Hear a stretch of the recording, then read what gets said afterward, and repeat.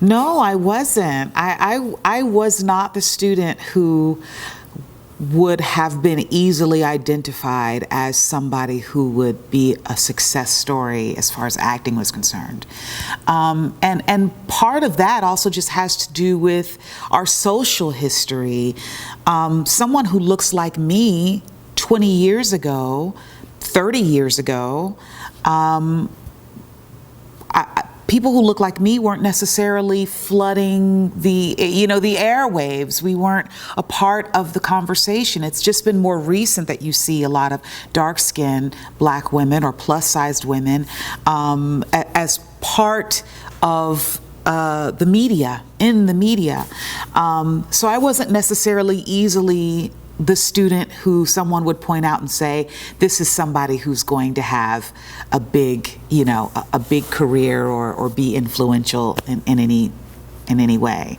I think my story is more the latter, which you mentioned, which is somebody who I just love telling stories. I loved people. I loved telling stories. I loved being a part of a team. And so finding my way in the arts was important to my development just as a human being. I was super shy when I was young. The theater really brought me out of my shell. It taught me how to speak up for myself, how to have a point of view. So arts education was really important for me, my development just as an individual, let alone, as an artist. And as I started to develop and have a voice and develop my talent, I think my story transformed into, well, this is just someone who just loves the work. I loved the work. I wasn't necessarily the most praised or the most promising. I just stayed in it. I was the kid who was, there, later in the day, and my mom knew all of my teachers because I have 3 older sisters who came through the same school. So my mom being a teacher, she knew all of my teachers long before they were even my teachers. So she trusted them, she knew them, she knew where I was, so there was no worry about that. So I was able to be fully engaged. So I could stay after school and I could do the shows and I used to stage manage and, I was just the kid who was always there.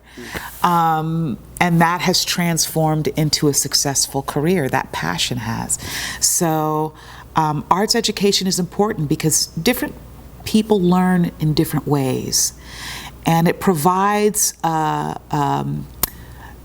cradle of development for kids who might not be the most academic or the most athletic.